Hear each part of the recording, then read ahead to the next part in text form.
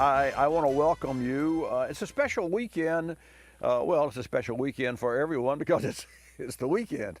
I mean, that's what weekends are, right? They're special. Well, thank you for spending some of your special time with me. And folks, I'm mighty proud that this weekend is our Blue Angels homecoming. And it really is a fantastic event. If you have an opportunity, check out Facebook, and you will see that right there on Facebook. Check out facebook.com/Bobby Likis. I mean, there's a lot of Facebook. Sorry about that. Likis. I'll tell you, from a standpoint of pride, those of us who live in the Gulf Coast in Pensacola, because that's where Naval Air Station, which is the second largest naval aviation museum in the world, and it's a beautiful facility. But we're really proud of have the Blue Angels that are based here, and Commander Weiser, Frank Weiser, is the Blue Angel number 5. He actually is the lead pilot. He graduated from the U.S. Naval Academy and actually entered flight training here the following October, and now with over, get this, 4,300 flight hours, 400 carrier-arrested landings, and a collection of distinguishing decorations, the lead solo for the U.S. Navy Blue Angels knows how important proactive vehicle service is. Whether the vehicle is his 1,400-mile-per-hour FA-18 airplane or his Volvo, which is a 60-mile-per-hour highway car. That's kind of a juxtaposition there. Here he is driving his Volvo, and I'll tell you, we want to thank Frank for his service to our country and all of our military, and we're also mighty proud that Commander Weiser is a customer of ours. And if you have an opportunity, just this Wednesday, a couple of days ago, Commander Weiser and his wife picked up their Volvo, and we took a picture, and there's me standing there, and then there's Stand Up Bobby, which is a poster that our team made when I was not able to make the ceremonies. If you'll remember, recently we talked about winning being inducted into the Hall of Fame for automotive service by the Gannett News. And so because I was not available, I was out of town on a little bit of time away, the team made a stand-up poster, which is a full-size Bobby, except it was 6 feet. So here I am, 5'7.5", standing next to 6-foot Bobby, and standing next to 6-foot Bobby poster, it's Commander Weiser, who is 6'3", or I mean, you know, if you look at the picture, go to Facebook. You know, it's really cool, and it's really neat. And so I was so excited. I said, "Well, would you like to see? You know how you get. Would you like to see the studio?" Well, you know, and his wife's waiting on him out front. He said, "Well, sure." So he came by, and I brought him back into the back of the shop where we have, well, the other side of the shop. It's not the back of the shop where we have our car clinic studios, and showed him the studios. And he walked out, and he said, and we looked at the studio. Then he looked at my 911 Porsche, my pride and joy. And I got to say, he was more interested in the Porsche than he was in the studio. Go figure. Let's go to New York. Take a call from Nick. Nick, welcome to Bobby Likis Car Clinic. Thanks for holding. Hey, I'm here. Well, I'm here. Welcome. You got the mic. Okay. What can I do for you? Yeah. Okay. I used that VG oil treatment for the first time, and when it was almost done, with my mileage to change the oil, I noticed my oil pressure dropped 40 down to like 20. Is that normal for that treatment to kind of clean the engine up a little bit? What kind of treatment did the oil change? What kind of treatment, Nick? What kind of treatment did you give your engine? Was it a fuel treatment or an internal oil treatment? Oil, the BG motor oil additive, MOA. They had to put a can of that in when they did the oil change. Okay, that's fine. After the oil change, I put the regular oil back in there, and the oil pressure came back. I was just wondering if that treatment kind of cleans the engine a little bit and gets rid of stuff and maybe clogs the oil filter. Does not. Is everything? Does not. MOA is motor oil additive, and it's a collection of full synthetic chemicals that are not to say it has detergents in it. I'm sure that all additives are partly detergent, But that oil additive is not used to clean. It is to fortify oil. It is not a cleaner. It is to fortify.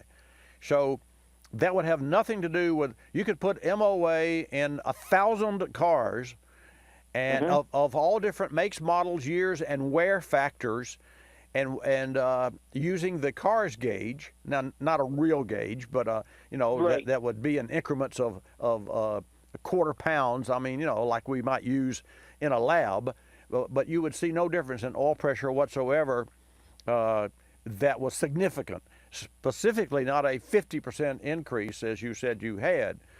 There was a So, decrease. so Yeah. explain to me again, and your phone is not quite clear. So if you would slow down. I'm sorry. That's all right. No Um, worries. Just slow down and tell me how many miles on the car and exactly what you did. okay, it's about 20,000 miles ago, Okay. and I got a 2010 Chevy 3/4 ton van, Okay. and I got 545,049 miles on the vehicle. The only thing we ever did to the engine was change the spark plugs. Okay. But the water pump only lasted to 507,000 miles. It had started getting a leak. So I don't know how many miles I should suspect or Okay. expect. Let's go back to the That's the oil. van. Wait. Go back to the oil. Tell me about the oil. The engine was running a consistent pressure, and then you added an additive. Go from there. Yeah, after a few thousand miles, I noticed the pressure dropped down, like maybe 20 relative to the gauge on the vehicle. Right. Then after I had the next oil change, everything came back to normal. So I don't know what caused that. Neither do I. It doesn't. It makes no It's very sense. peculiar. Very, Yeah, I mean, very. I'm going to Yeah. say that it is a gauge issue because there's nothing in the engine to say there's nothing in the engine. Generally speaking, oil pressure is going to be consistent in an old engine and a new engine. It's either great, over the top, low, but erratic is not one of the issues. Temperatures become erratic because thermostats can fail. They open and close and they stick and what have you. That is, for the most part, generally speaking, not true of hydraulics. And an engine oil pressure is really simple. It's resistance to flow. So if I've got a bucket of water and I'm trying to push that bucket of water through the eye of a needle, I got a lot of pressure, but I have no flow. So if you put 50 weight oil in a new engine, you'll have 100 psi of pressure, but you'll destroy the engine because it's not flowing through the journals of the engine. So that's a sort of a simplification, but it's fact. So what I would do if I were you, and getting back to the additive, the MOA product is a fortifier that is a full supply of chemicals that are lacking in today's oil. Phosphorus is one of those, and some other factors that I can't think off the top of my head. But the bottom line is, we do use oil additive for our booster shot, a booster shot package that I created and developed and trademarked the name booster shot in the world of automobile service. I actually trademarked that. Our booster shot package for conventional oil is an MOA package and a fuel additive every 5,000 miles. If we use synthetic oil like Mobil 1, our booster shot Mobil 1 oil change would be no oil additive because the Mobil 1 already has the synthetic package in it, but it would include the fuel system treatment. So what you did was simply a booster shot, although that shop could not call it that, but that's what you did, and that's good for every 5,000 miles. If you use conventional oil, I call it a poor man's synthetic because it's cheaper than synthetic oil, and you can go a longer oil change interval. You can go 7,500 miles. So anyway, the bottom line, Nick, sounds like you've got a handle on the vehicle, and with more than 500,000 miles, whatever you're doing, You just keep doing it because you're doing a great job. You're a good owner. Thanks for your call, Nick. All right. Thanks for the information. You are more than welcome. Glad to have you in the house today. We're going to go to California when we come back from the break, and I'll just give you a little overview of this oil. API CK4 oils are intended for diesel-powered engines previously using API CJ4. This is CK4. And API FA4 oils are intended for newer engines, typically 2017 model years and beyond. So it's very, so what's changed? Emissions. See, emissions. How does oil affect emissions?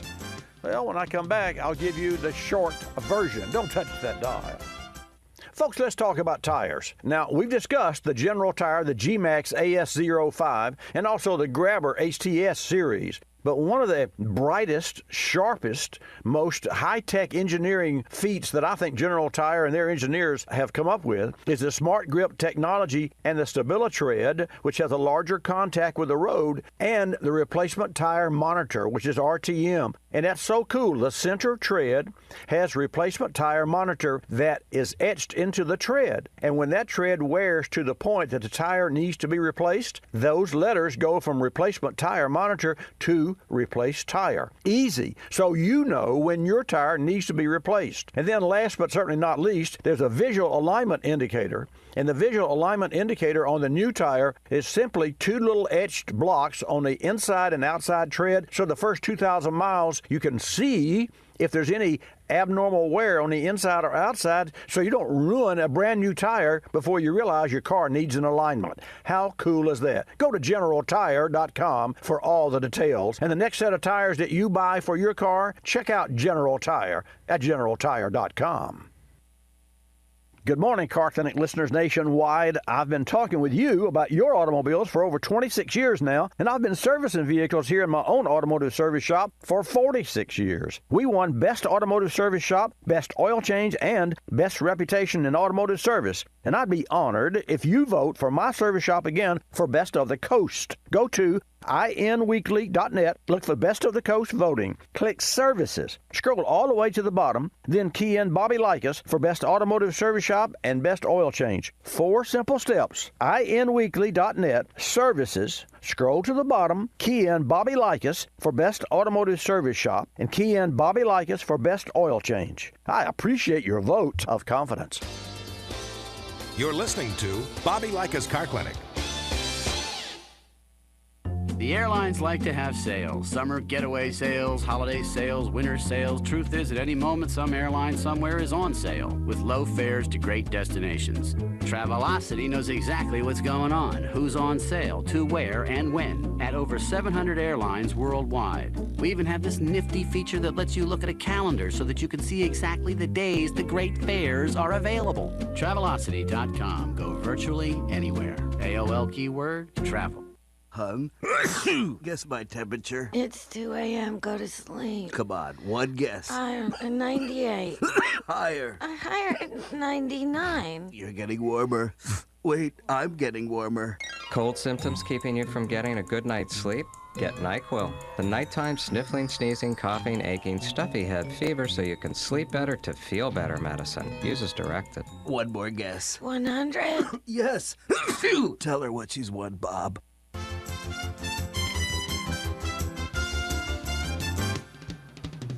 And now back to Bobby Likis Car Clinic and your host, Bobby Likis. And welcome back to this segment of Bobby Likis Car Clinic. Okay, let me finish on the new petroleum.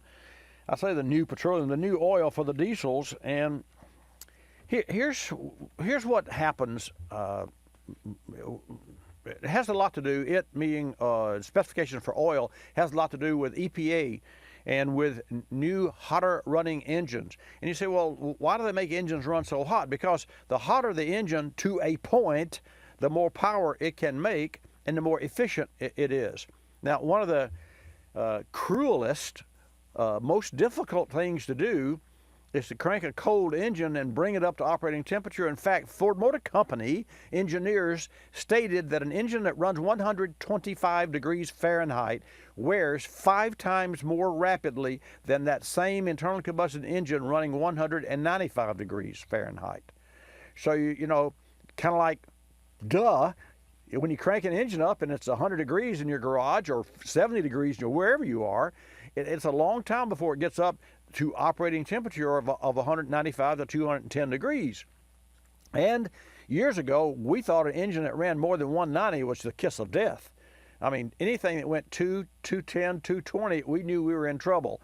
And for the most part, we were, because back then, this is 20 years ago, 20 years ago, back then, when an engine got beyond the 220, that meant that you had a problem, and the next thing you know, it's running 230, 40, or 50.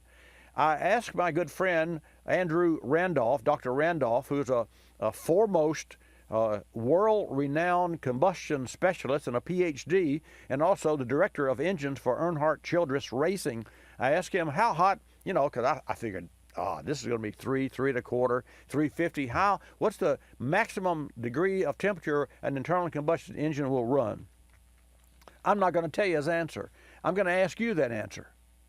So how hot do you think would be the crucial point before engine damage to run an engine? Would it be 350, 375, 400? How hot can you run an engine? In the meantime, let's go to California and take a call from Dan. With regard to the oil, the oils have improved with shear stability, oxidation resistance, aeration control, as well as protection against catalyst poisoning, particulate filter blocking, engine wear, piston deposits, degradation of low and high temperature properties, and soot-related viscosity increase. The FA4 oils provide similar improvements over CJ4 oils in diesels, but it's important to note that the FA4 oils are only intended to use in newer on-highway diesel engines. For more information, stay tuned. That's the API licensed CK4 and FA4 diesel engine oils that are going to be rolling out this year, December. Dan, thank you for holding. Welcome to Bobby Likis Car Clinic. Oh, thank you for taking my call. You're more than welcome, sir. Good to talk to you. I've got a Honda Fit 2015. Right. And I need to get some tires for it. And it's really hard. It's like buying a mattress. You just don't know, what tire is going to be the best. I agree 100%. And to that end, it's a challenge because we have so many different customers that have so many different cars and makes of cars and rides, and then what the customer likes, that it's really difficult for us. But on the Honda, it's just ironic. You should call me. 2 weeks ago, I had the same question, and we solved it. General Tire makes an Ultimax HP specifically for your car. Oh, okay. Yeah. I mean, and I don't know how many manufacturers go to the extremes to manufacture a tire for a specific car, because, I mean, although Honda Fits are common, it's not like we've got millions of Honda Fits on the road. But go to, so Dan, go to generaltire.com and check it out. But you'll want to pick up, or you'll want to buy the Ultimax HP, like high performance, and from General Tire. Any questions? Yeah, I looked at General Tire. They had an RT43, and I didn't know. And then the other tire I looked at was the Yokohama, the YK740. Yokohama makes a good tire. It had a tread depth of 12. That's really deep. 12. I mean, anything over 9 is 12, and it makes me curious as to why they would put. Is it specifically for the Honda Fit? I don't think it's specific. It's just the right size. Oh, okay. Well, you see, the Ultimax HP is specifically for the Honda Fit, and the Honda Fit has its own chassis and suspension and manufacturing specifications. So rather than to recommend a tire that I'm not, although the Yokohama's a good tire, rather than recommend the tire that I have not installed, I'll recommend one that I have, and I have a satisfied customer. So for my nickel, the General Tire Ultimax HP would be my choice. Great. Thank you very much. Thank you. Have a great. What's the weather like in California? It's hot. It was 107 yesterday.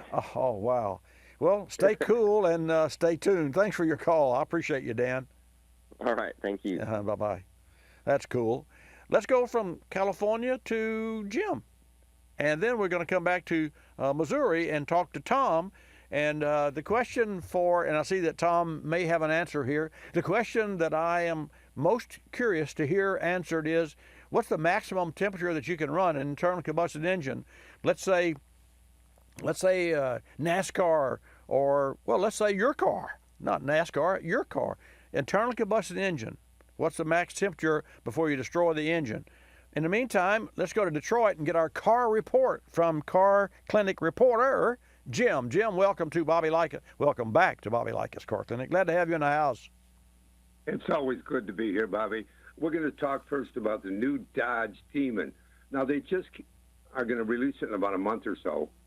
And that car now went from 707 as a Hellcat for horsepower. This one has 840. I know. And new technology all over the place. I know. To give you better performance, better speed.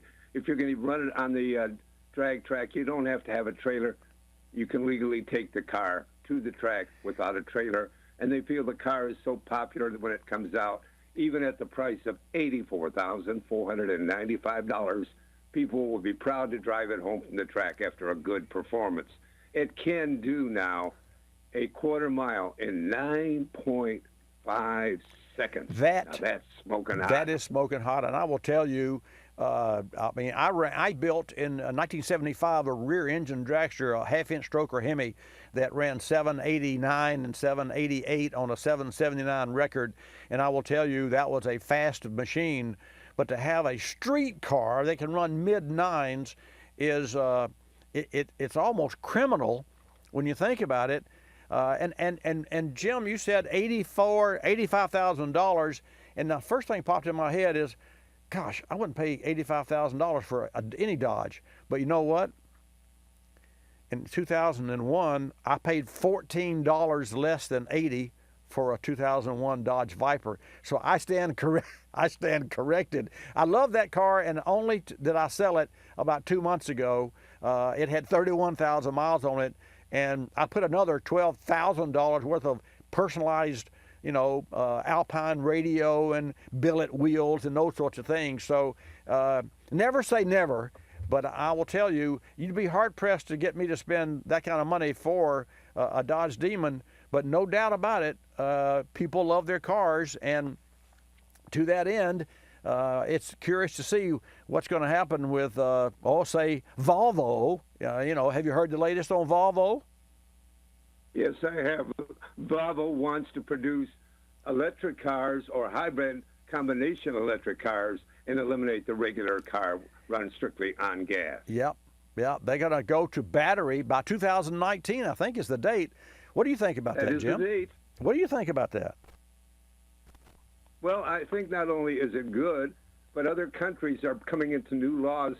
Let's say by 2020, some countries will only allow electric vehicles on their roads. And if that becomes common, we're going to increase sales here in America because we probably may adapt that law as well.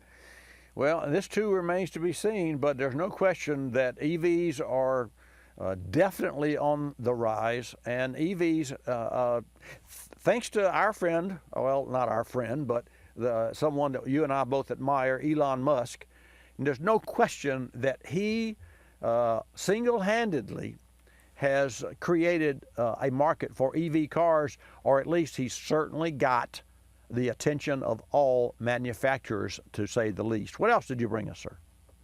Okay, Bobby, I want to lay one more quick point about the Demon car. To keep the engine cool, running at the fantastic speeds it can achieve, which is even greater when you go beyond a quarter mile, that car has a special cooling feature. When you're racing that car, that your air conditioning coolant helps keep the engine cool and better functional. Yes, sir. that is I know what you're talking about, and folks, what we're talking about here is to cool the charge of the supercharger and to cool that air. So the intercooler uses the air conditioning system to help cool the charged air, because when you compress air, and folks, an engine's an air pump. So if you want to make more power out of any engine, rather than using the atmospheric pressure to feed the engine when you open the throttle, you use a pusher, a blower, a turbocharger or a supercharger, and you force more air in the cylinder.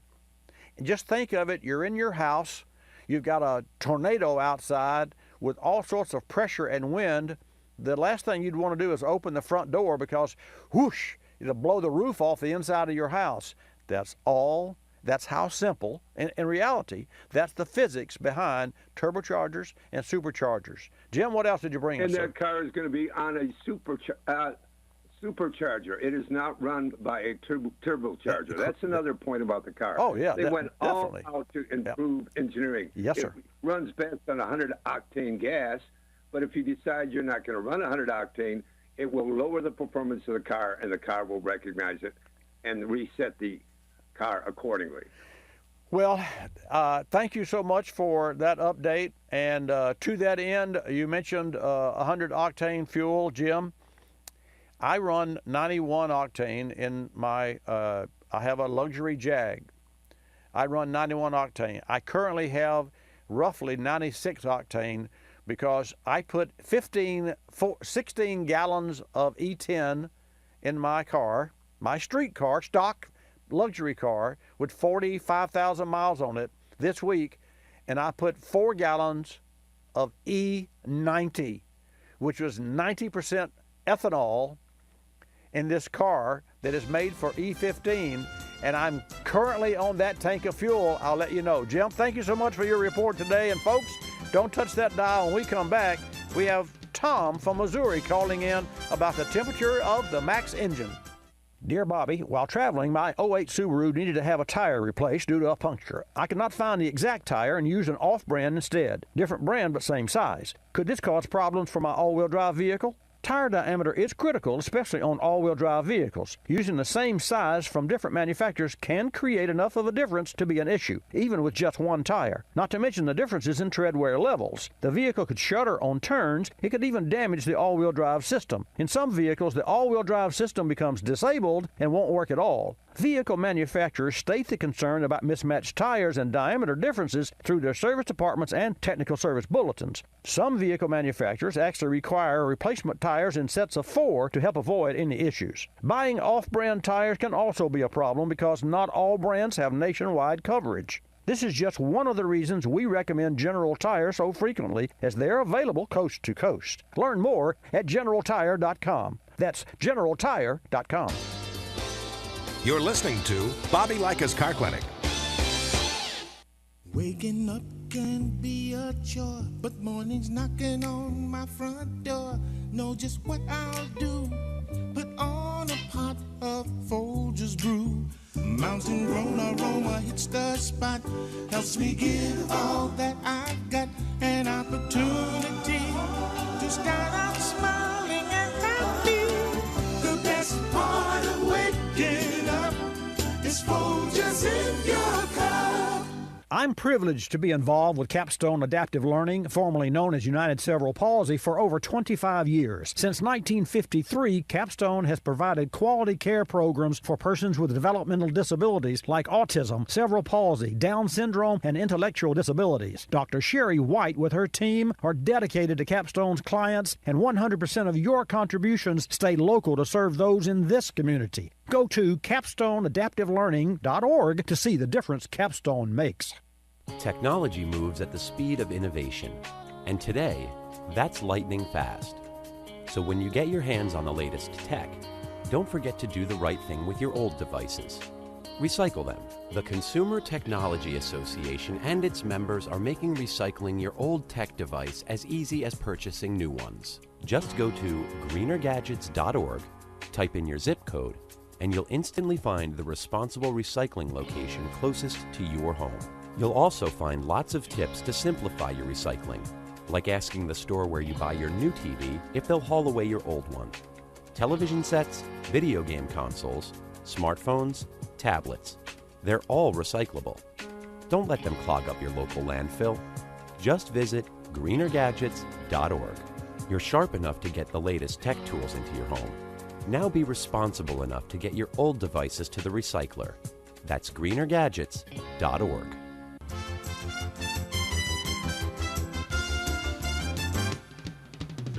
And now back to Bobby Likis Car Clinic and your host, Bobby Likis. And welcome back to this segment of Bobby Likis Car Clinic. This segment is the longest segment of each hour of our broadcast. We break our broadcast into threes, the first, second, and third segment. So I said all that to say welcome to Bobby Likis Car Clinic. Miss Jan will take your calls at 888 Car Clinic. That's 888-227-2546. 227-2546.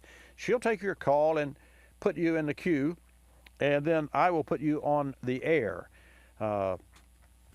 We talked about, we had Jim, and I'm going to California. I mean, not California, but we had a call from California. I'm going to Missouri and talk to Tom in just a minute. But first, we talked about, when Jim was with us, about the changes in battery-powered cars and those sorts of things. I had some information here that I want to share with you.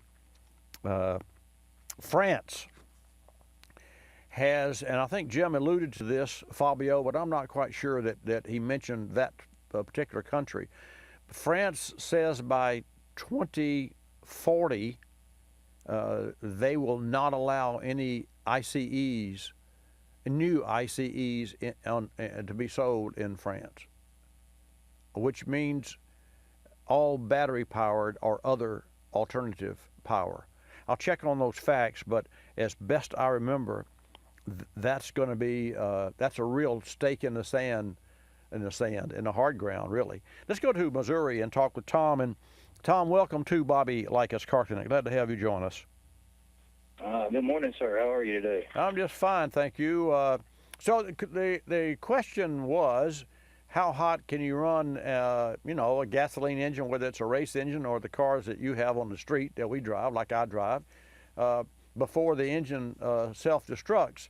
And my guess was somewhere in the high 350s, 375, and I took that cue because I used to run a rear engine dragster, half-inch stroke or Hemi, a 500 cubic inch normally aspirated Hemi with 13.3 compression ratio, and we of course did not use any water in the block, and we would run the car. By the time you staged it, did a burnout and backed it up and waited on your competition to get ready, it would run probably 3 to 4 minutes, and at the other end it would be smoking hot. And I was always concerned that I would damage the engine. I never did, but I'm sure that, if you ran it long enough. So what would be your guess? Well, I really don't have a great guess for you, but I'm going to try to explain it. It would have to be, the temperature would have to be somewhere below the self-ignition point of the fuel you're using, which ironically is a lot lower than for diesel than it is for gasoline. I would say somewhere in the 500 to 600s. I can't remember the exact self-ignition point of them, but I used to know a lot about fuels, and I just kind of forgot a lot of it. Right. Well, I'd go up higher. I would go higher than what you're saying. Well, you would be correct, but there's no limit. I asked that same question of Dr. Randolph when we were having a dinner one night, and we were talking about fuels and also detonation and those sorts of things. And then I was most interested in the heat. And I said, how hot can you run an engine? And he said, doesn't matter. That's not an issue. And I of course I looked at him with that astonished look, and I was waiting for the hammer to fall, and that's when he did drop the hammer. He says, as long as you keep the liquid coolant liquefied, doesn't matter. And I said, well, how does that work? And he explained to me that on the NASCAR they run 85 psi of coolant pressure. Of course, we run, for every increase in for every pound of increase in pressure, you get 3.1 degrees Fahrenheit increase before boiling point. And so they run 85 psi. So they run 330. In fact, I have a video that he gave to me where they had the engine on the dyno, and the coolant temperature was 335 degrees, the coolant temperature. So you know the engine had to be internally way up over that for the coolant to be 335. But they run 85 psi of pressure. And so I always wondered, and if you see on some of those pit stops on NASCAR, you'll see the steam coming out of the right A-pillar, the passenger's A-pillar, and that's where they've got the pop-off valve, and that valve will release at 85 psi of pressure. I guess that's to keep it from blowing the radiator up. Obviously, they're all special equipment. But with regard to fuel, they run E15, and they run, which I think E15, probably with the aromatics that they're using, and aromatics have a great deal, although that's a very nasty, toxic, carcinogenic carcinogen. But aromatics in gasoline, nasty stuff, they probably run 103 octane, and and compression, they run probably 12.5. I'm not sure exactly what compression. They run more compression, and Tom, this is interesting and something you may be interested in as well. They run more compression with a restricted plate engine, because when you have a restrictor plate, the engine actually at wide open throttle, well, let me ask you this question so that I'll not only test your knowledge, but make sure that you and I are on the same page. When you nail the throttle, the vacuum gauge drops from, say, idling at 18 to 20 inches to what? What's the typical when you wide open throttle? Oh, I don't have a clue, Bobby. Okay. I really don't. Well, it probably 4 or 5 inches of wow.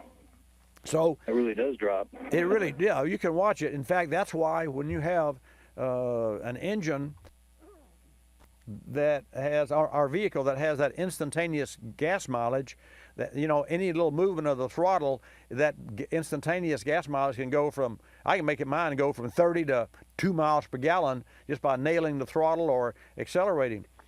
I said all that to say this. A NASCAR engine, wide open throttle at 195 miles an hour is holding 12 inches of vacuum, which is unbelievable. And why? Because the throttle's not wide open, because they've got 4 29 30 seconds holds, which are about the size of a, 29 30 seconds is less than 1 inch. Yeah, almost an inch. Yeah, exactly. And so that's the size of the throttle opening, and there's 4 of them. But think about it. You've got this elephant of an engine, and you're feeding it through the mouth of a human. I mean, basically, that's the picture I want to paint. And it's amazing those cars can run, Tom, 195 miles per hour. Of course, you've got a lot of aerodynamics and what have you. But getting back to the temperature, he said to me, doesn't matter. He said, doesn't matter. He said, it's not an issue. He said, we just bump up the coolant pressure to increase the boiling point, because they do not run any coolant, because if you spill coolant on a racetrack, that stuff's it's slicker than oil, Right. Yeah. Right. But the only thing I would say about that is it would still have to be below the self-ignition point of the fuel, because otherwise, just as soon as the fuel hit anything metal, it would start. Agreed. It would start burning. Agreed. But then again, if you think about it, the hotter the environment, and that's a good point. But the hotter the environment and the cooler you can. That's like nitrous oxide, laughing gas, adds 150 horsepower to a street engine, because it's an oxygen-bearing compound. Right. And it lowers the temperature. It cuts cooler. So if you take an engine, in fact, if you remember, you may not have been tuned in that day, but the GT set what is it, A12K or K12. It's a company, and Jonathan might look that up for me. It's the GT that set the Texas mile speed record, and it was like 293.4. I don't know why I remember that. 294 or 293.4. That same company, M2K, I think was the name of the company. Was it M2K? Okay, well, my memory does work. M2K set a, well, that's a big deal, as you get older, set a record. They broke their own record of 280, and here's what they used. They used a Ford EcoBoost 5-liter engine. They ran two 85-millimeter turbochargers, and that's the size of the turbocharger. And so when you run a turbocharger, of course, and think about this, Tom, you'll appreciate this. Turbocharged cars normally have about 8-to-1, 9-to-1 compression ratio, right? Right. Yeah. My car, which is non-turbo, has 11.5-to-1. It's a standard stock 385 horsepower 5-liter Jag. Okay. Yeah, I've heard you talk about that before. Yeah, I love the car. It's phenomenal. Tata. Thank God that Tata bought Jag from Ford, because Ford rode that horse until it died, and then Tata bought the car and gave engineers carte blanche to make a new car, and they did. So without getting into that arena, I'll just say my engine has 385 horse out of 5-liter with 11.5-to-1 compression ratio. Now, if I had a turbo, I couldn't run the 11.5. Because of you'd exceed the pressure and heat. Too much air. Too much heat for the fuel. Granted, you agree? Mm-hmm. Okay. I sure do. Guess what that MK2? Guess what compression ratio they ran? They ran straight methanol, not ethanol, but methanol, but it's still high octane. They ran straight methanol. They ran two 85-millimeter turbochargers, and guess what kind of compression ratio they had? Gosh, you would think it has to be pretty high. 13 plus. Oh my God. That's right. Now, how did they do that? In the passenger seat of this GT, they had the ice bucket, and they had a chiller.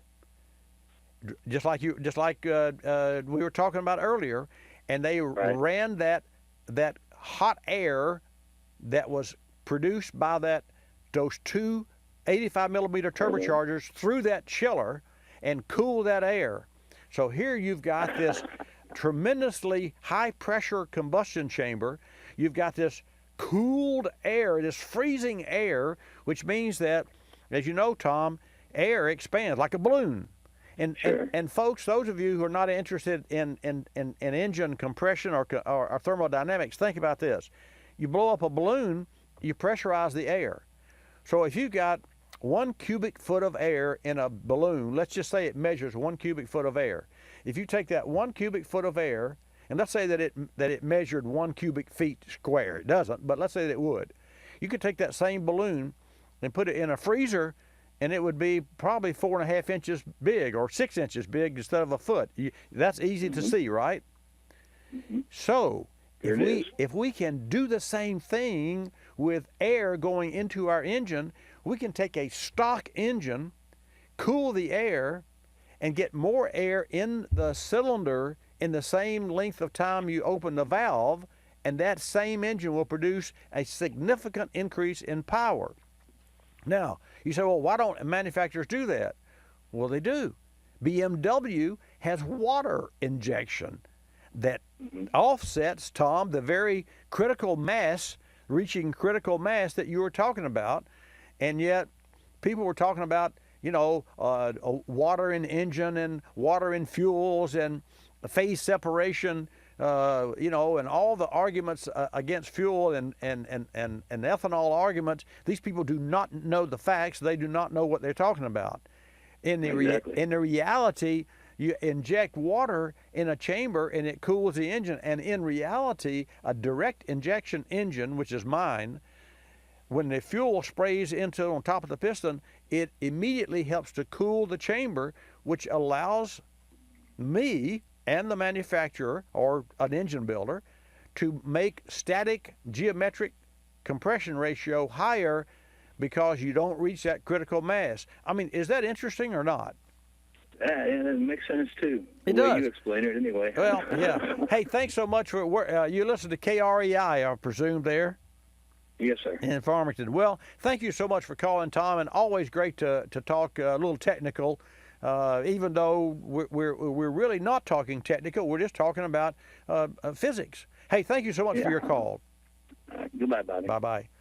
That's kind of neat, folks, and to have a fellow like that that's really interesting. Gas prices in the U.S., $2.26 a gallon, down 3 cents from last week. Last July, $2.29. Gas is down. Fun up, fill up, and drive. Enjoy your weekend. And thank you for tuning in to this hour. You know what I think we should do? So, Fabio, come on the air with me. Hello. Hello. So say hello to everyone. Hi, everyone. What? Okay, so what is significant about today's broadcast? Lots of talk about technical, For you, fast. what is significant about today's? I'm interested about the EV. No, folks. Today is happy birthday to you. So it's your birthday. So happy birthday, Fabio. Happy birthday. Appreciate it. So Miss Jan and Jonathan, I don't know if you knew that or not, but anyway. No, we didn't know. Yes, and that's great timing. And folks, to that end, I want to thank Fabio, you, for the timing, because it's critical that we produce this program within the time constraints for all of our radio affiliates across the globe. And that means that with the music, I'm out of time. So thank you for tuning in. Another hour coming up. Likis, you'll love us. This is Bobby Likis Car Clinic. Bobby Likis Car Clinic is a copyrighted presentation of Car Clinic Productions Incorporated and may not be reproduced or rebroadcast without the express written approval of Car Clinic Productions Incorporated.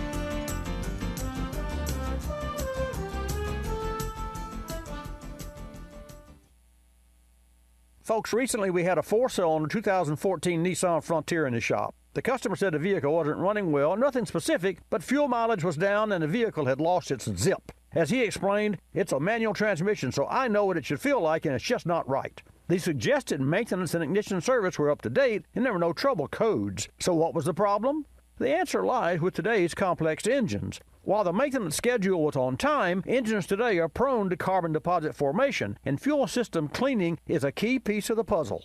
Professional fuel system cleaning is an option, but a less expensive alternative is the use of a pour-in fuel system cleaner. We use Berryman B12 Chem Tool in the shop. It features Berryman's proprietary high-energy solvent, or HEST technology. We poured a bottle of Berryman B12 Chem Tool into the Frontier, and after just 1 tank of gas, MPG improved and the vehicle regained its zippiness. For more information, drive to BerrymanProducts.com. That's BerrymanProducts.com.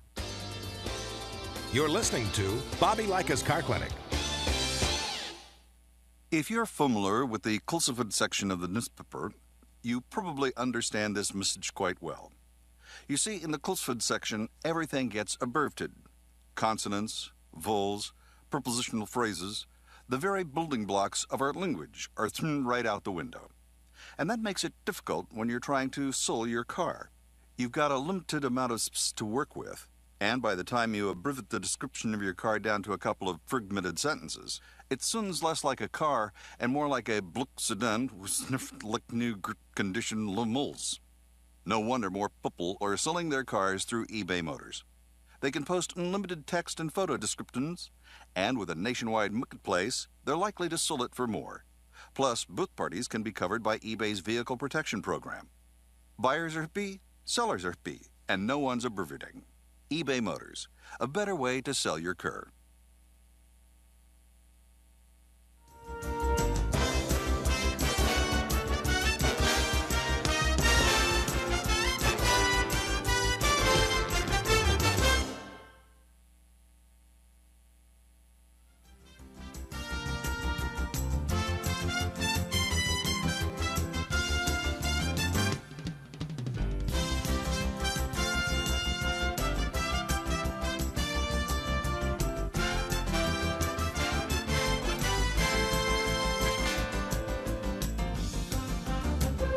Bobby Likis Car Clinic begins at 6 minutes after the hour.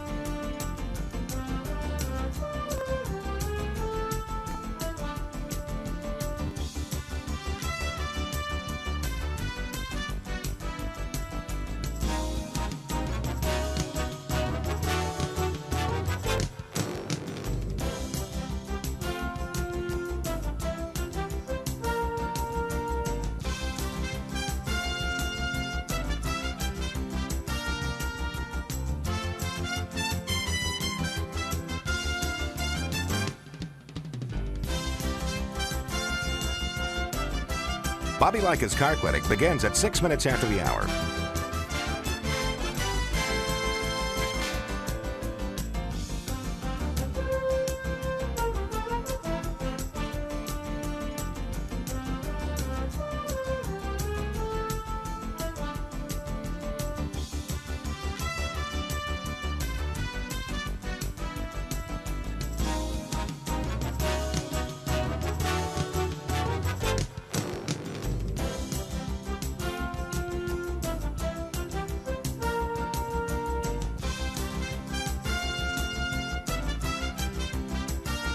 Bobby Likis Car Clinic begins at 6 minutes after the hour.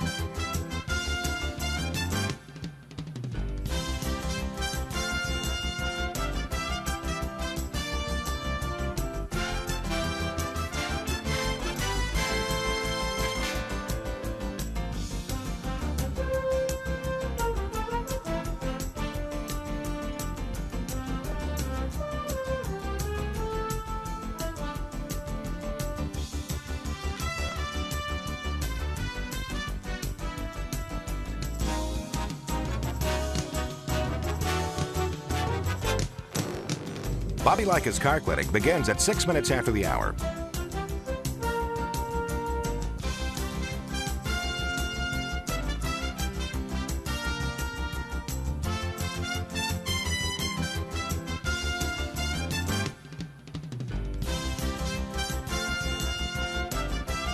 Bobby Likis Car Clinic begins at 6 minutes after the hour.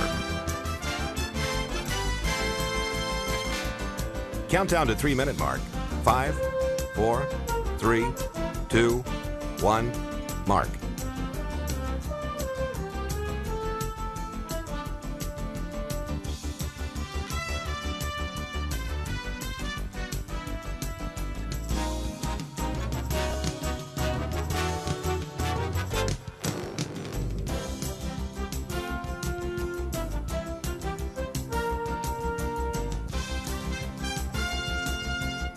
Bobby Likis Car Clinic begins at 6 minutes after the hour.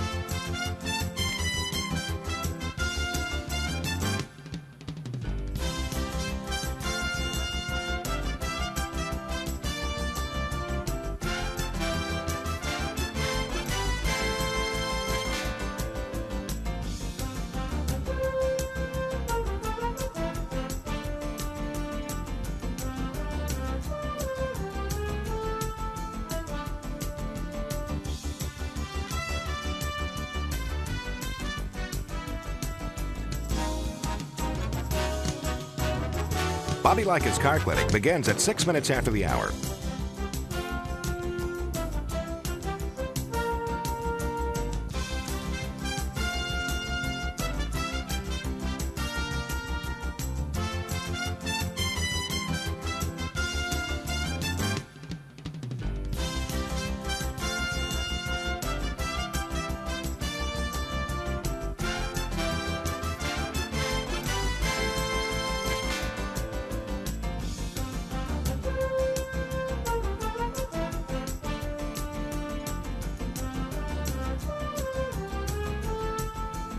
Bobby Likis Car Clinic begins at 6 minutes after the hour.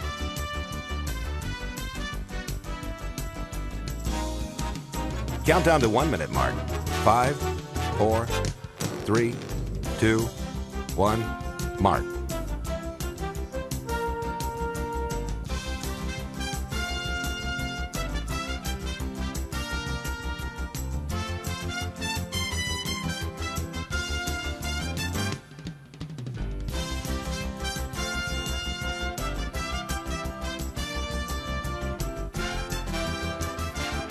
Countdown to 30-second mark.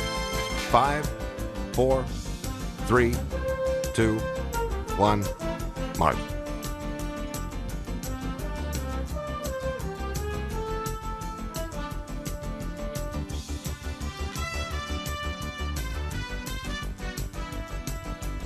Countdown to 10-second mark.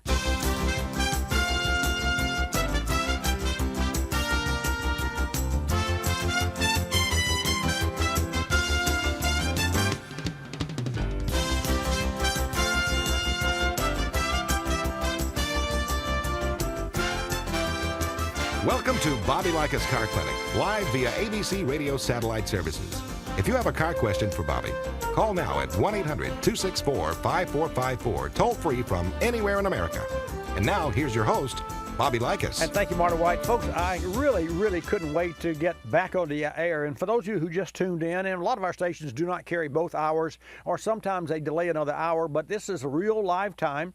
It's currently 11:06 Eastern Time, and I'm Bobby Likis. We're coming to you from the center of the automotive universe right here in beautiful Pensacola Beach, not on Pensacola Beach, but in Pensacola, Florida. And by the way, this weekend, the Blue Angels are going to fly on the above Pensacola Beach, so it's going to be a whale of a community event for sure. And just this week, we had Commander Frank Weiser, who is the lead solo Blue Angel number 5. He graduated from the U.S. Naval Academy and entered flight training here the following October. I'll tell you a little more about him a little later in the program. We'll take your calls. I want you to know that you need to get in early because we have some really special treats for you. We've talked about the fastest GT car and the fastest mile. We have a video of that for all of you watching and Watch Bobby Live. This segment of Bobby Likis Car Clinic is brought to you by Super Chips and the new Flash Pack F5 Performance Tuners.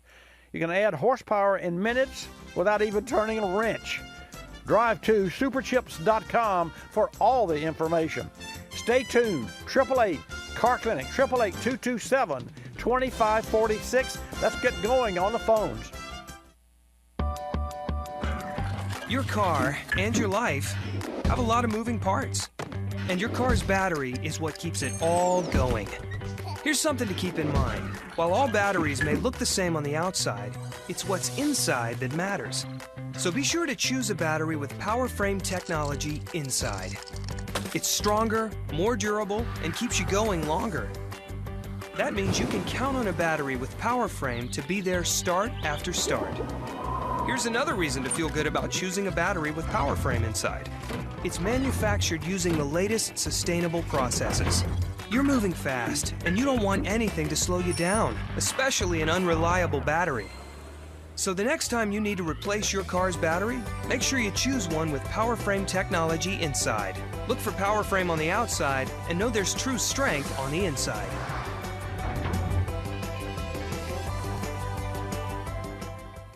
Time for another question from the Car Clinic inbox. Dear Bobby, I recently had my 2012 Hyundai Sonata serviced, and the dealer mentioned I'm going to be needing tires soon. I haven't shopped for tires in a while. Do you have any recommendations? Well, that was an easy question for me to answer, folks. Since the Hyundai was new just 5 years ago, tire technology has improved greatly. Not just rubber compound and tread design, but features have been added to help both the vehicle owner and mechanic alike assess both vehicle and tire condition. General Tire, for example, now offers many tires that feature both alignment and tread wear indicators built in. These indicators will tell both the novice and the trained eye when the tire needs to be replaced and when the vehicle's out of alignment. Now is an especially good time to be shopping for tires. General Tire is offering up to $70 on a prepaid Visa gift card when you purchase 4 qualifying tires. And with new tires like the G-Max AS05, the selection has never been better. Find your next set of tires at GeneralTire.com. That's GeneralTire.com.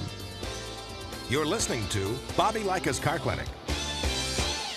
Another lending success story from LendingTree.com. Car dealers like playing games. They play percentage points, they play markups, but I don't like playing with my money. So I got my auto loan through LendingTree.com. I filled out one simple form, a marketplace of banks and lenders competed over it, and I got 4 offers back within hours. After all, the car buying game is a lot easier to win when you're holding all the cards. LendingTree.com. When banks compete, you win. For additional information and state license disclosures, please visit our website located at LendingTree.com.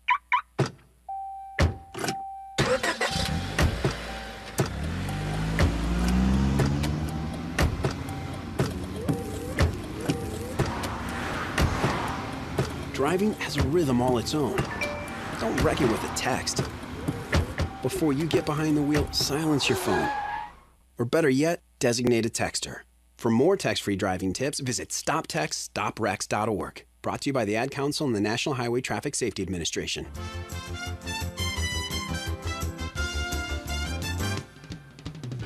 And now back to Bobby Likis Car Clinic and your host, Bobby Likis. And welcome to this hour of Bobby Likis Car Clinic. I want you to be reminded that if you have a car question or you just want to talk cars, and I know that sometimes during the first segment or so, or the early parts of the show, those of you who may call in say, "Well, I'll do it later."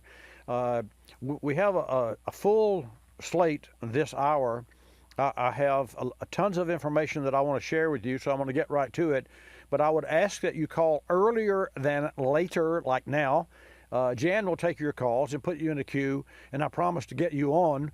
There are many times, too often, that we have leftover callers and you're hanging and you wait 10, 12 minutes to get on the air, and then we run out of time. So 888 Car Clinic is the number, 888-227-2546. Jan will put you in the queue, and I will put you on the air. Transportation.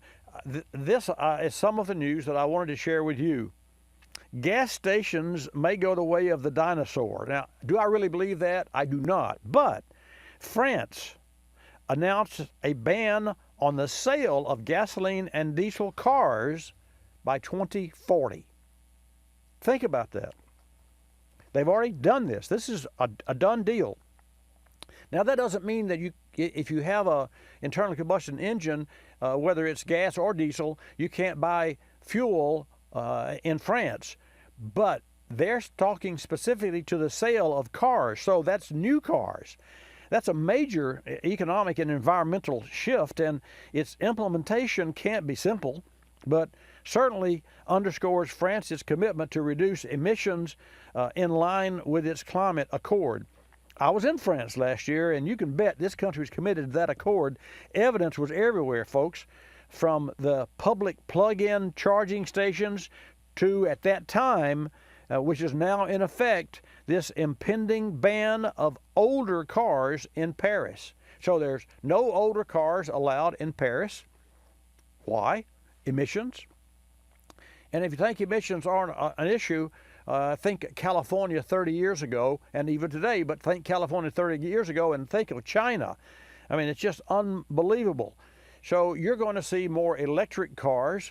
You're going to see more alternative fuel vehicles. In the meantime, I think it's ironic that with all of this new coming, we say it's coming, but it's here, the average gas, as I mentioned earlier, is $2.26, so it's down 3 cents from last week, and it's down 3 cents from last year. Also, Tesla, and this is something I've been waiting for, and I know there are a lot of naysayers out there, the Model 3. Well, Tesla's Model 3 rolls off the assembly line July 7th. That was yesterday. That's supposedly 2 weeks ahead of schedule. 500,000 more Model 3s are expected to hit the road next year. As much of the production process is automated and options limited to the color and the wheels. I mean, whatever color and wheels, that's the only option.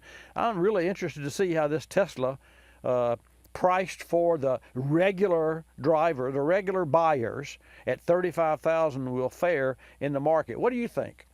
I mean, from a $35,000 Tesla to a $129,000 Fisker. The Fisker Karma was one of the cars that, and this is not a Fisker Karma that I'm speaking of, but Henrik Fisker created the Karma, and they sold 2,000, and then the company went bankrupt. Well, he's back in the news again with the new Fisker Emotion.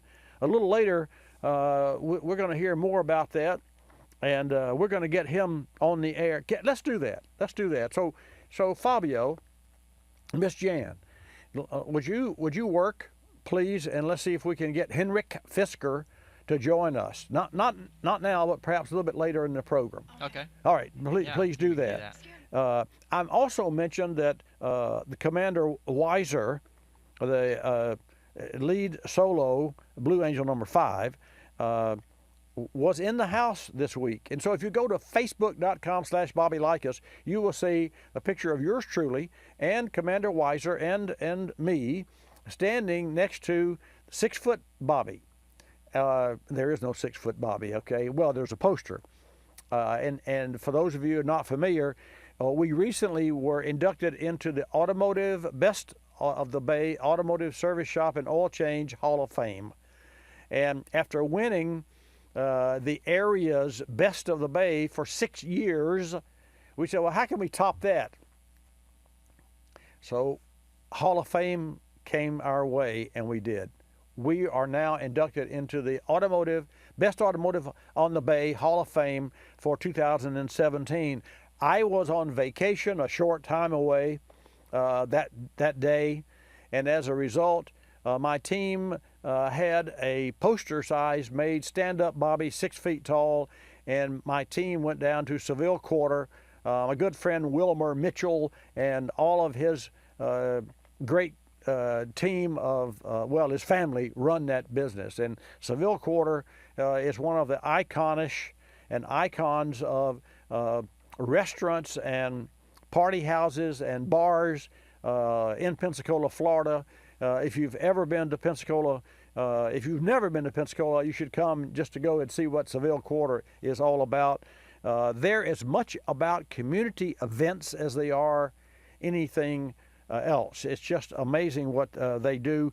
They've done a great job. You hear me talking about those guys down there, Doug Mitchell and Buck and Jack, and of course Wilmer is the lead.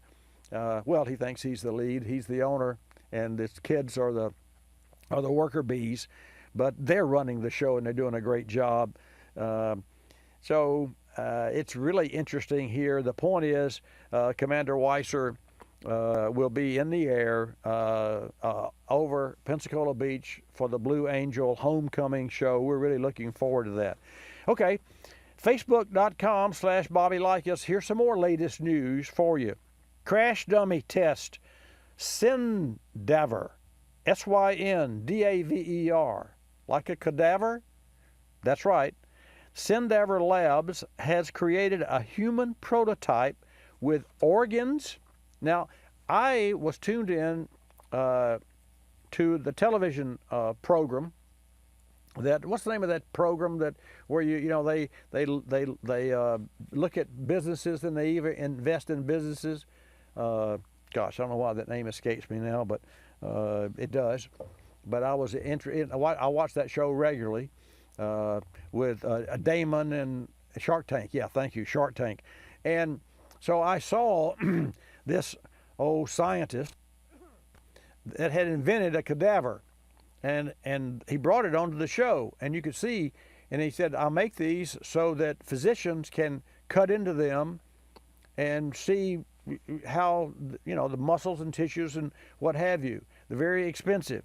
Syndaver Labs has created one that has organs. His had organs, but this one has blood flow and other human-like physiological components to better measure vehicle safety and how an actual human would be impacted for real in an accident. And ironically, I saw this same entrepreneur and owner, Christopher Sakazlis, pitch Syndaver on the Shark Tank.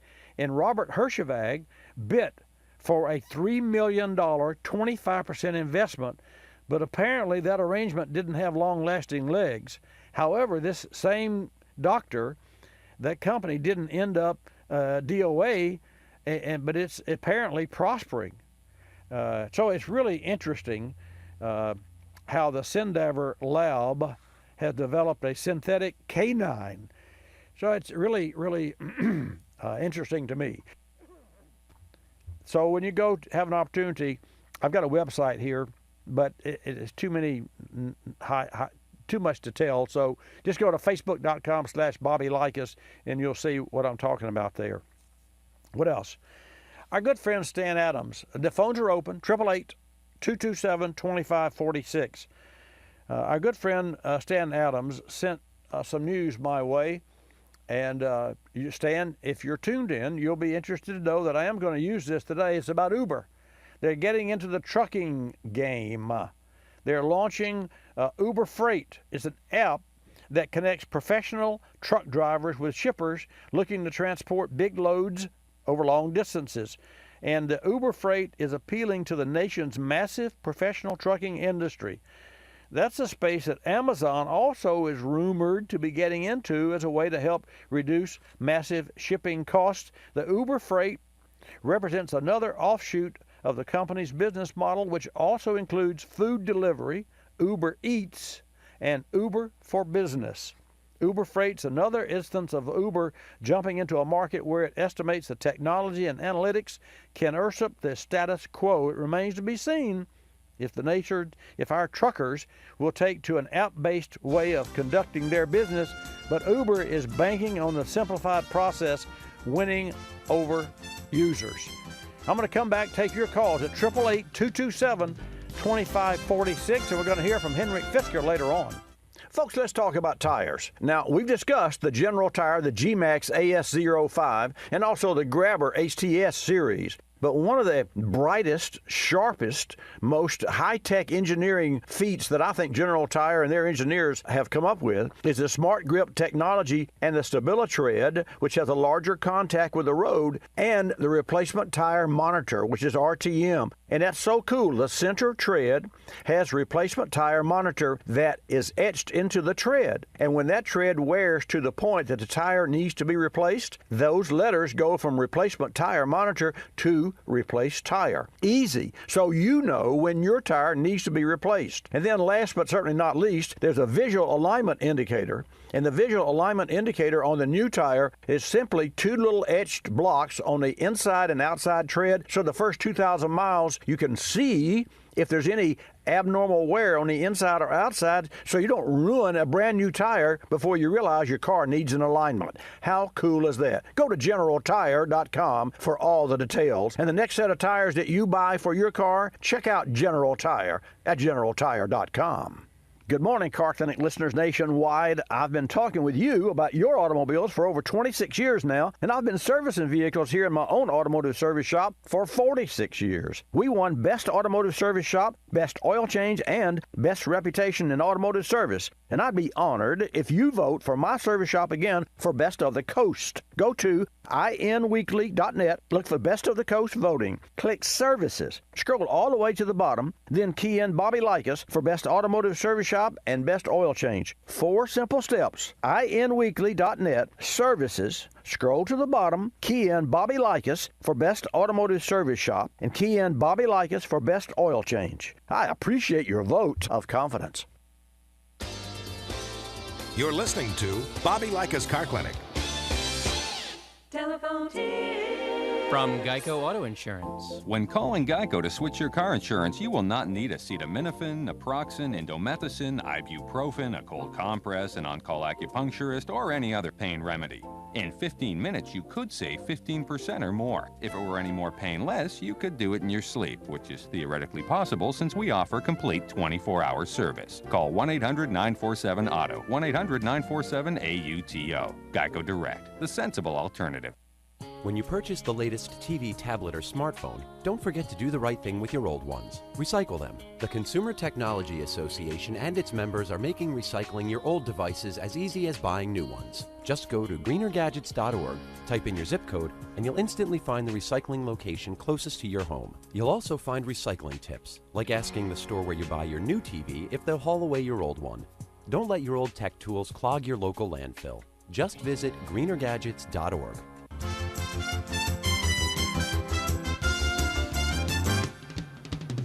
And now back to Bobby Likis Car Clinic and your host, Bobby Likis. And welcome back to this segment of Bobby Likis Car Clinic. So this week, in fact, just yesterday, we've got a car in the shop. And, hard decision, tough decision. I talked with Brennan. Brennan Beasley is our general manager. And we have a great customer named John. And John brought and brings his Cadillac to us, and it's an older Cadillac, but it's like new. It's in beautiful shape. But his daughter, and I don't know if you're responsible for, your daughters. Many of you are, and we've all been in that position before. I'm not in that position today, but have been. So John's daughter has a Chevrolet with a 4-cylinder engine. It's got 170,000 miles on it, and it quit running. And so we checked it, and it has 20 pounds of compression on a couple of cylinders and none on the others. So we checked our records, and we checked our professional forum, and we ran our own, of course, test on the engine. And we've determined that this 170,000 plus mile vehicle has a timing chain that has broken. Now, do we fix the car? And how much time would it take to fix the car? Now, let's say that you're John, and if you have any questions, now's the time to call in. Do you spend the money to fix that car, or do you replace that car, or, I mean, how do you make that decision? So we're in the business. So automatically, you would say, well, okay, you're going to recommend fixing because that's what you do, and you get paid to do that. That's right, we do. But it has to make sense. The repair has to outlast the repair cost. And then we have to really put ourselves in our customer's shoes to make the right decision. Now you may consider what I'm saying talk, but it's not talk. It's what we do at Car Clinic Service Pre-Repair, and it's what your service shop should do wherever you're listening to this broadcast. And if you don't think that this goes on behind the scenes and that your service provider is not concerned about your well-being, you are dead wrong. The business is very difficult these days because cars are very sophisticated. But when you have a car with 170,000 miles and it belongs to your daughter and you're the customer, you've got to make a decision to buy another car for your daughter. Well, how are you going to find a car? Let's say it's a $5,000 repair. Let's just say that's a $5,000 repair. And we haven't put the numbers together, but we do know this. It's by the time we have put our 2 hours of diagnostic time and testing time to figure out that this engine's got to be taken apart, and then we spend 10 to 12 more hours, we're going to end up with 15 hours of time in this engine. At the end of the day, we'll have new parts put in. Let's just say that we put a $600 or $1,000 worth of parts. Now we've got, say, $2,500 or $3,000 in this used engine. It still has 170,000 miles on it. It still has the same pistons, rings, valves, injectors, hoses, belts. The only thing new about it is a timing chain. Well, really? Is it worth it? And the answer is no. So we recommended to John not to repair the engine. What we did recommend was to go one of two ways. One with a remanufactured engine, which was way expensive, in some cases not, or a used engine. So our next step, and John's going to think about it over the weekend, our next step is to find a used engine that has at least a 1 year's guarantee. You can buy used parts, used transmissions, used engines at a great low, cheap price, and they're warranted like out the door. You know, you put them in the car, you accept them, and you put them in the car. If they don't work, then the junkyard, which is what now is called recyclers, will give you another one, but they won't pay the labor. Oh, well, we thought it was good. Here's another one. Right. Well, who's going to pay the labor? So you see all of the caveats that are involved in repairs. So what we plan to do is to find a used engine. We will only buy from those recyclers that give us a 1 year guarantee, whether it's a transmission or an engine. Now you could save money by not doing that, but if 90 days goes by and you're on your 91st day of that used transmission and you saved $800 to $1,000 and it goes out, you're just out of luck. So we don't go that route. And why? Because experience, 46 years experience. So folks, here's the deal. We're going to find a used engine. We're going to try to get one with less than 100,000 miles. So we figure it's got at least another 100,000 to go. How will we know? Well, we'll actually pull the valve cover, we'll put new oil and filter, we'll know what comes out of the engine, and by looking into the engine, whether or not it's polluted or gunked up or not, and if so, we won't use that engine, we won't accept it, we'll get another one. But we'll put it in the car, we'll run it, we'll know when we finish the job, so that our customer, John, will be able to give his daughter her car back with a used engine in it that restores it and it will go at least another year under warranty, but 2 or 3 years, so he can amortize whatever the cost is. Now, he said, well, I'll go find a car for $5,000. Should he do that? The answer is no, because it's a used car and he won't know the condition, and it could too need a timing chain in 500 miles or 5,000 miles, and he'd be right back where he was. So in essence, what John is going to be doing is buying his own car back. And that's what you should consider when you are faced with a situation of that sort, where you have, a daughter, maybe she's in school and the engine goes bad. What are you going to do? And this happens, and we are AAA approved service center, so we get a lot of tow-ins, and we have scenarios where this happens all the time, and we try our best. We don't try, we do our best. Try is not in our vocabulary, to solve the equation and solve the solution as inexpensively as possible, not the cheapest way, which is not always the best way. Now, recently we had a gentleman come in that had an old car, and the rest of the car was trashed. I mean, he had run this car until it wouldn't run any longer. And he said, well, Bobby, what can I do to, and it had head gasket problems. What can I do? So in this case, it was get another car. But he was not in a financial position to do that. So here's what we did. We said, okay, we can put a stop leak. And yes, we do recommend stop leaks. Is it a last resort? Sometimes, and sometimes those last resorts can have, good results. There's a product that we used and it worked. It's called K-Seal, just the letter K, K-Seal. There's no need to drain the system or worry about whatever kind of antifreeze is in the cooling system. You just shake it up and you pour it, and you're back on the road. We did this.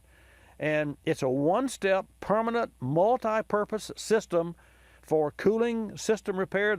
There's over 5 million bottles that they've sold worldwide to date, and it permanently repairs leaks in the head gasket, the block, the radiator, the heater core, freeze plugs, water pump castings, and it's trusted by professionals. We use it, and it's called K-Seal, and it's suitable for use in any water-cooled engine, whether it's a car or a motorcycle or a commercial truck or heavy machinery.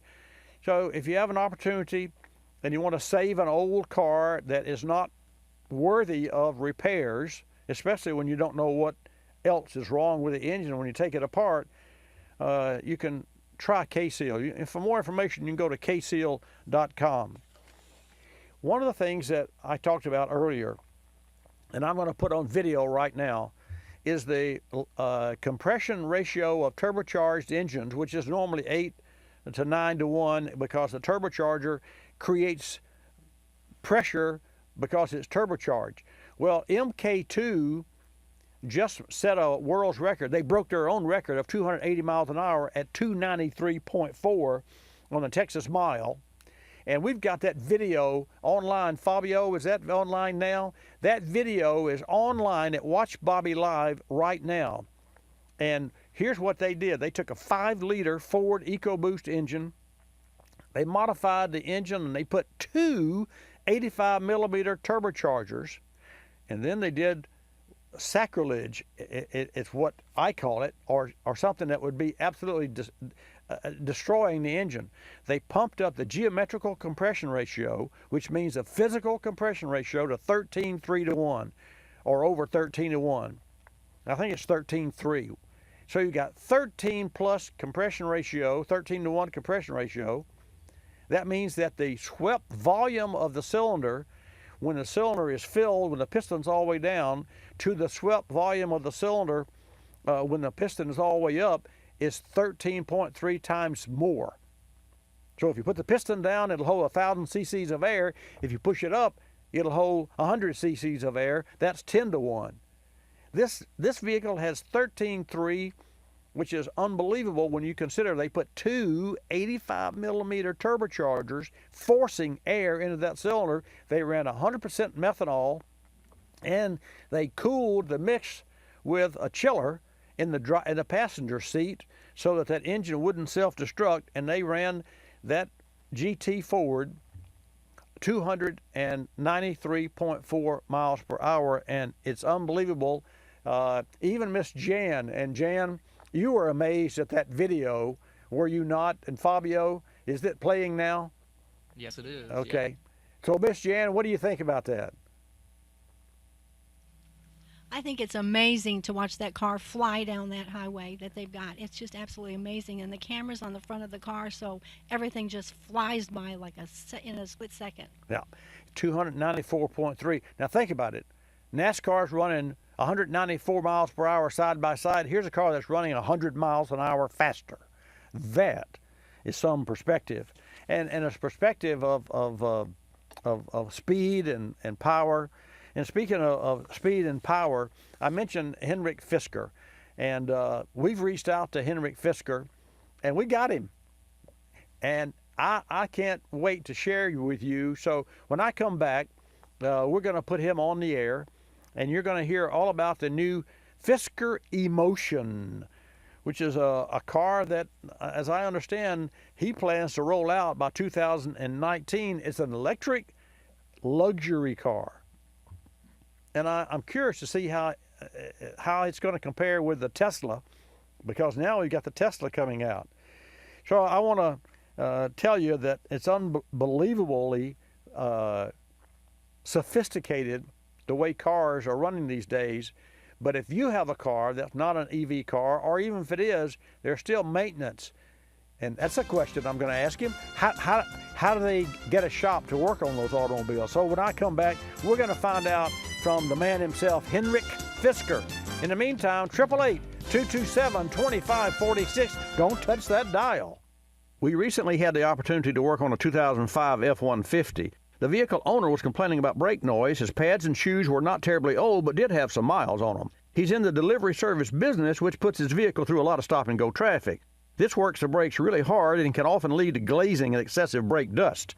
After performing a visual inspection, we cleaned the brakes using Berryman Chlorinated Brake Parts Cleaner. It's the first VOC-compliant chlorinated brake cleaner available in over 20 years. Berryman Chlorinated Brake Parts Cleaner is designed to stop brake squeal. It's the strongest carb-compliant brake cleaner available and dries completely without residue. As part of the process, we were sure to clean the pivot and shoe pad contact points along with the brake spring hardware and self-adjuster mechanisms.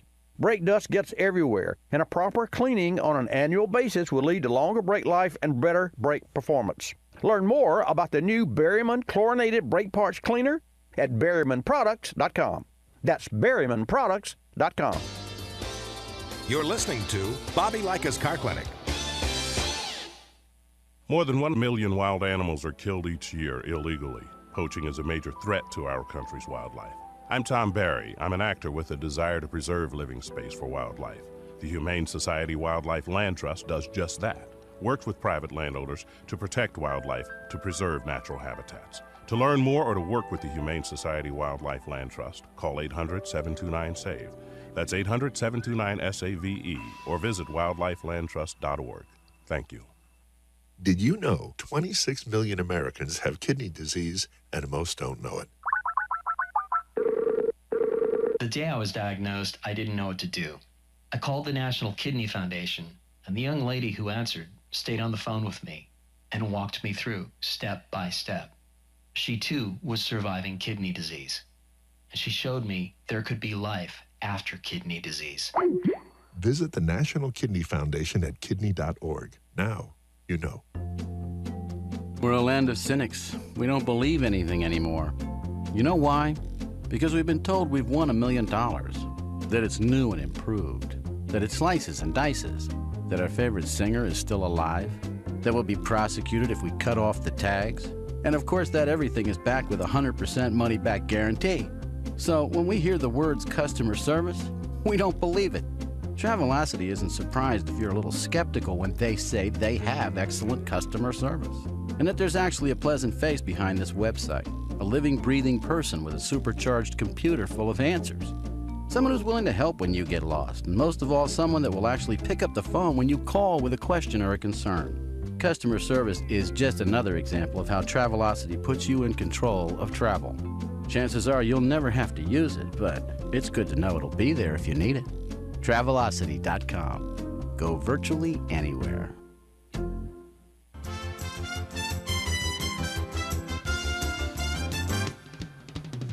And now back to Bobby Likis Car Clinic and your host, Bobby Likis. And welcome back to Bobby Likis Car Clinic. Terrific show today. Much more coming up, folks. Over the years, you and I have discussed all things automotive, including battery-powered vehicles, EVs, they're called. Today, I have a special treat in store for you. Just this week, you may have heard one major car maker announce their plan for all their cars to be battery-powered beginning in 2019. On the Car Clinic hotline now is the foremost battery car designer in the industry, Henrik Fisker. Henrik is renowned for iconic creations like the Fisker Karma, the BMW Z8, what a gorgeous car that was, Aston Martin DB9 V8 Vantage, VLF Force One, and many more. Today, he's sharing his vision for making the impossible possible across the entire EV industry in the near future. Henrik's vision, the Fisker E-Motion luxury car. Henrik, welcome to Bobby Likis Car Clinic. Thank you very much, Bobby. Appreciate it. Good to talk to you again. It's great for you to be back on Car Clinic. Tell our Car Clinic listeners and viewers about some of the Fisker E-Motion features and design elements.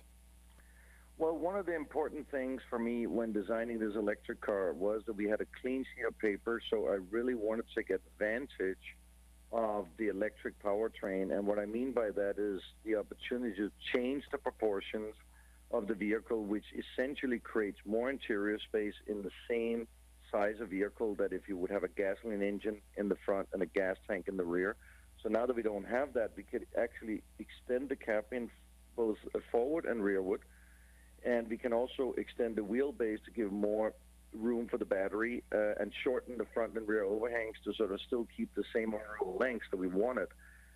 So this car looks extremely sporty. It's very sculptural.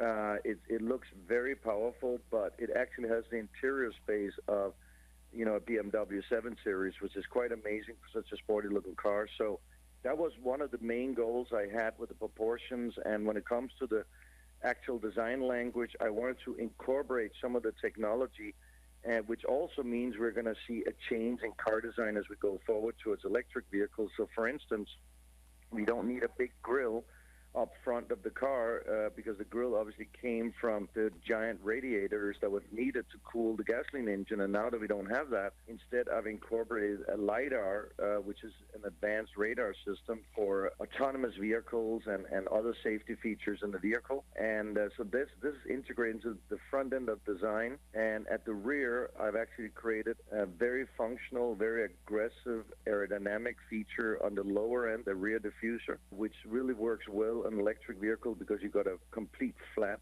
aerodynamic floor of the car. So there's a lot of interesting features that you can design into this vehicle now that it's an electric car instead of a gasoline car. Fisker, let's shift gears and go inside the car. It has been my experience that with regard to all EVs, you immediately know you're in an EV automobile because Spartan comes to mind. So tell us about the interior of the automobile, because this is, after all, the Emotion is a luxury car, is it not? Yes, it is, and we're really looking at what is luxury of the future. I do believe that we do have certain feelings about what luxury is. I mean, if you're at home, you enjoy a great soft leather couch or a beautiful chair, and those type of elements we are obviously carrying into the interior of this vehicle. So there is certain definitions of what luxury is, but we're also trying to take that to the next level. What is happening in the future, and how do we use our vehicles in the future? And specifically, if we're going to get to situations where we're going to have autonomous driving, at least in sort of stop-and-go traffic, where we're actually going to be able to take our hands off the steering wheel. What do we do when we do that? What does that enable us? And so that's one side of it. The other side is, just because you have an electric car doesn't mean it can be extremely luxurious. So we're really trying to take luxury to the next step, creating some amazing seats, which reminds you more of a fantastic, comfortable chair at home versus a typical, more Spartan, car seat. So we have emphasized that. We have also emphasized the digital part of it, the user interface, the screens in the vehicle. We are designing a whole new user interface, which we think is going to really change the way, specifically the driver is operating the vehicle. So there's a lot of very exciting things that we're not quite ready to show yet. That we want to keep it secret for a little while, but we expect to show it sometime in September this year. Well, that all sounds really interesting to me, and I can't wait to see the interior and get to drive one. Let's move under the hood. Well, of course, in this case, under the hood means under the floor. I understand there's some new battery technology that's going to be involved in this automobile as well. Yeah, so we have done a lot of research in battery technology. We have looked at graphene, we have looked at solid state, which, by the way, we have several patents on. Some of these new technologies are not going to be ready for when we launch the car in 2019. So we are looking at state-of-the-art battery technology, NMC. We have a partnership with LG Chem. And basically, not only this chemistry is probably the best out there right now, but also our battery pack. We have developed a proprietary battery pack design which enable us to put more cells within the same space. So it's incredible dense. And that means that we have an extremely long range. So it'll be over 400 miles on this vehicle. So that's something that I also think is important to bring the electric cars to the next level, where you don't have to worry about the range of the car. You'll always have range enough, and you don't have to charge it too often if you have an over 400-mile range. Now, Fisker, you mentioned charging, and I'd like to just touch base on the charging. As you know, that's one of the points of anxiety that I think that Americans and consumers will soon get over if there's some way to speed up that process. What about the Emotion's ability to charge? So my fundamental belief is that if we truly want to have the electric vehicle to become mainstream, we have to change our whole thinking regarding charging. I don't really believe that the future should be that you're sitting in a supermarket parking lot for 45 minutes charging your car. I don't think anybody feels like doing that. Agreed. It's too long. Mm-hmm. If you forgot to charge your car last night and you're going to work, you can't go by the supermarket and sit for 45 minutes to charge your car. And what if it's occupied? Then you have to wait 45 minutes until the other guy is done. So reality is, I think for this to get mass market, we have to look at our existing gas station infrastructure, which already have the real estate. We already know where they are. We're used to it, and they're very well placed. So in my view, we need charging stations at the gas stations, but also nobody wants to spend 45 minutes at the gas station. So what we have developed is a ultra charger, which means you maximum will stay 9 minutes. You won't be allowed to stay more than 9 minutes, then you have to leave, because that way we can get the typical flow that you have in a gas station. And that charger will give you right now with existing lithium-ion battery 9 minutes charging, equivalent to 125 miles. But we also have technology that will work specifically with our battery that will actually be able to go up to about 300 miles in a 9-minute charging. So it demands a little bit different way of charging the car. We are not using a cable because that would be way too thick. If you're using a cable, also means to go to a higher voltage. So not a 450 volt, but 800 volt. So that's something our car will be able to do in the future. But even with this charging system, you'll be able to take some of the existing other electric cars and charge them about 125 miles in 9 minutes. So we think that's where it's going to go. So it becomes eventually like going to the gas station.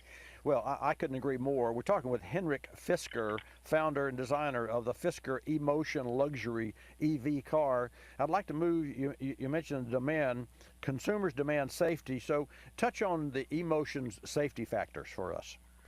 Well, I think safety is always going to be, evolving and improving. And what we did was when we looked at the front end of the vehicle, we saw the opportunity to create a unique crash structure, which we actually also have filed a patent on, specifically because we don't have an engine anymore. So we have a lot of space there where we can create a unique crash structure to absorb, specifically the offset, the new offset crash that's going to come into the regulations. So we have an extremely safe car. Of course, the battery itself is enclosed in an extremely safe structure. So I think safety is always going to be number one for us, and we have created even some new additions to that. And then, of course, on top of that, you got the active safety, which essentially is going towards a high level of autonomous driving or autonomous features, which essentially is also safety features, which doesn't necessarily mean you take your hand off the steering wheel, but it really helps you avoid accidents by early braking and other such things. We're also looking, it's really a safety feature for your beautiful wheels, where we're going to have an automatic parking feature where you will never scratch the wheels. So I think that's something that a lot of people will enjoy. Well, you can put me at the top of the list with regard to curbing a wheel, because that's one of my bones of contention, even with my own driving, and we all think we're good drivers. We talked about safety, so let's shift gears and talk about service. That's, as a veteran shop owner, Henrik, I know service, 46 years. What are your plans for servicing the new Fisker cars? So you will never actually personally have to take your Fisker to service, ever. You'll never have to take it to service as an owner of a Fisker. So what we have created is we own 50% of a group called the Hyper Shop, which will become the EV Hyper Shop. And with that, what we are going to do is we have these connected service shops, which are smaller service shops, many of them are family owned. There's already 36 of them. And I think it's very important to make sure that you have these family-owned service centers around the world and in the local communities. And what we do is, because they're able to offer actually a more effective, lower-cost service, because they don't have to invest into these giant palaces, what we're going to do is we're going to have a concierge that when your car needs service, we have a predictive service system where we can actually monitor the car and see when it needs service. And when it does, a concierge will pick up your car. It'll basically alert you and ask you, and we'll sync with your calendar and can see if you're at work or you're at home, and we'll ask you where we can pick up your car, at home or at work. Then we will pick it up and take it to the nearest service center that has availability, and hopefully service it during the day. And before you leave work, the car will be back, and our service staff will be able to go in and open the car with a digital key, so you don't even have to go out and give the keys, and you will never really know the car was at service. So that's how easy it's going to be in the future. I think that's an excellent service plan, and I, having been in the service business for 46 years and hosting Bobby Likis Car Clinic for 26 years, know that that can work, specifically with the communication between the owner and the shop owner. What about, and my last but not least question, any demand for sales? Because ultimately, at the end of the day, someone has to buy the automobile. Yeah, I mean, we're selling direct to the consumers, and obviously very early stages because we are, still about 2 years away from delivering the car.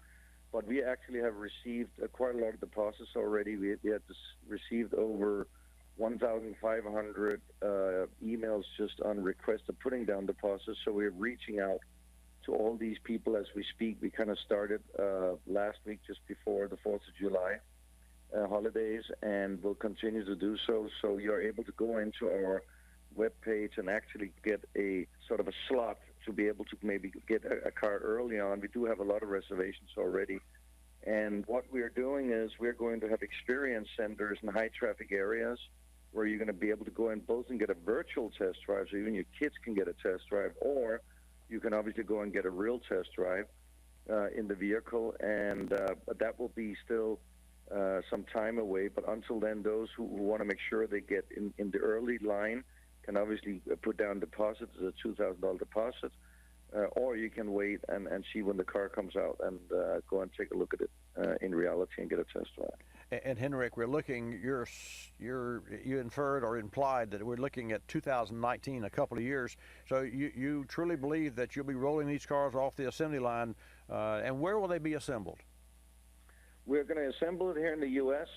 We are not quite ready to talk about the location yet, but we have identified a location. It is an existing facility, so we don't have to build it from scratch. We just have to refurbish it. Mm-hmm. So we are very good in timing when it comes to that. Henrik Fisker, designer, entrepreneur, visionary, and soon-to-be history maker in the automotive industry. Henrik, thank you so much for joining us on Car Clinic today. I'd love to test drive one of your Emotion cars when it's available. In the meantime, thank you for joining us. A website where we can go for more information, if you will. Thank you very much, Bobby. It's at fiskerinc.com. Thanks again, Henrik, and the best of luck to you. I can't wait to drive one. Thank you very much. Bye-bye. I think it's really so telling that FitzgerInc.com. You know, I'm almost tempted. Think about this. He said $2,000 down, so I'm almost tempted to go and put a deposit down on the $2,000 because, as I understand, folks, if he doesn't make the car, that money is refundable.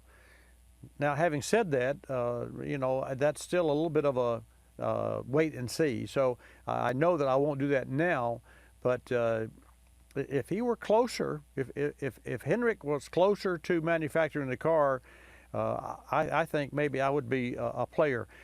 I love the Tesla. The local gentleman, Bill Trundle Marine, brought out his, and we drove the car. I didn't drive it; he drove it, but he took me for a ride. I was really impressed with the car and how fast it was and the electronics. I was not as impressed with the interior, and that's one of the reasons that I asked Fisker about the interior of his luxury car, because to me, if you're going to pay that kind of money for a car, it should be luxurious. But EVs are not necessarily luxurious. At least that's been my experience. We'll see. Hey, and I'll see you next week, same time, same station. Like us, you'll love us. This is Bobby Likis Car Clinic. Bobby Likis Car Clinic is a copyrighted presentation of Car Clinic Productions Incorporated and may not be reproduced or rebroadcast without the express written approval of Car Clinic Productions Incorporated.